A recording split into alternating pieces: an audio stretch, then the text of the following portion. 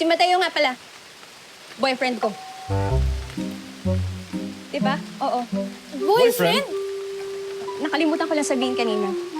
Boyfriend kita, diba? Diba? Boyfriend kita.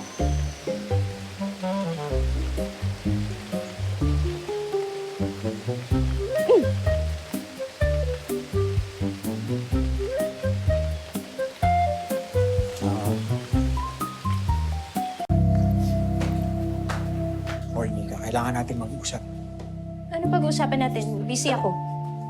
Ano nangyari kanina? Bakit mo ko pinakilalang boyfriend mo doon sa Jeremiah na yun? Ay, naku Mateo, pwede ba makiride ka na lang? Tsaka tinatamad ako mag-explain. Wow. Siguro, crush mo yun. Niligawan mo, tapos nabasted ka. Oy, excuse me ha. Siya ang nanligaw sa akin. O di yun, lumabas din. May namamagitan sa inyong dalawa. Ano to? Anong ligawan? Sino nagliligaw? Sid, pwede ba?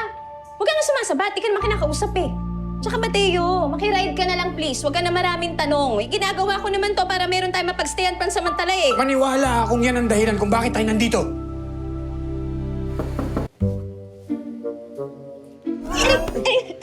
Ano ka ba naman? Ba't may hinihila mo naman ako? Magiging stili ka. Nandiyan si Jeremiah. Kailangan naglalandian tayo kunya. Sige. Pisingin mo yung pisingin ko kaya. Pisingin mo yung pisingin ko. Excuse me. Am I interrupting something? Hindi. Wala. No, hindi naman po. Pero thank you. Sabi nga ho nila maraming salamat po, sir. Thank you po. Ito nga pala, para sa'yo. Ay, naku. Ano ka ba? Ayos lang ako. Hindi ako nauuhaw. Hindi, I insist. I insist. Okay lang ba yun, sir? Mateo, okay lang. Ikaw, okay lang? Thank you. Gano'n ba kayo katagal ni Miss Nika? Matagal na rin. Halos, mag-iisang taon na din. Diba? Diba, babe? Oo. Lampas isang taon na. Tagal ko kasi nilagawan ito eh. Paano ba kayo nagkakilala? Sa kasal ng isang common friend. Diba? Babe, sa kasal ni Janet, diba? Oo, diba? Sabi mo nga ako pa yung pinakamagandang abay doon sa kasal. Diba, babe? Oo, sorry. Medyo nakakalimutin na ako eh. Doon sa kasal ni... Janet. Oo. It's good to hear. Si Sunny, naalagaan pa ba?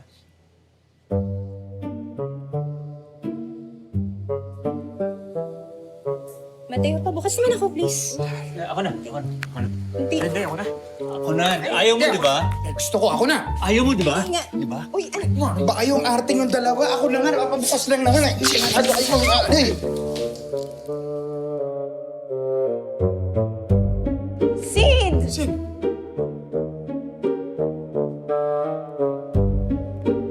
Kasi wag na eh. I'm sorry, I'm sorry, Di ko sinasadya. Ito kasing boyfriend mo eh. Nanguha ng di kanya. hoy. Mag-ingat-ingat ka ng pananalita mo, ha? Nagpabukas yung girlfriend ko ng soft drinks. Ikaw yung may eksena eh. Hep! Sandali lang, Alam ko naman na napakaganda ko, pero please lang, wag niyo naman akong pag-awayan, ha? Pwede? Pwede? Yung boyfriend mo nagsimula eh. Sigurado ka na ba talaga dyan, Ma'am Nika?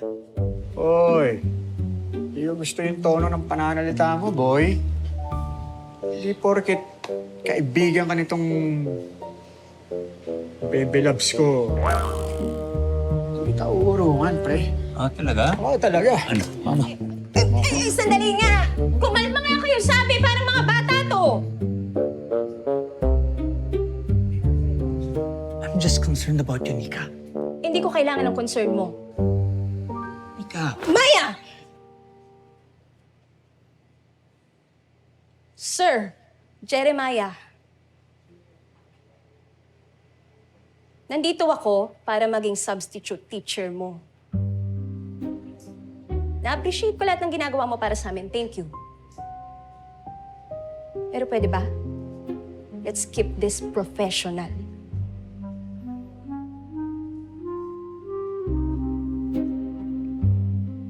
Hello mga kapatid, this is JM De Guzman of My Best Friend Eman. Gusto mo pa malaman na next na mangyayari? Click mo na rito and subscribe to TV5 YouTube channel.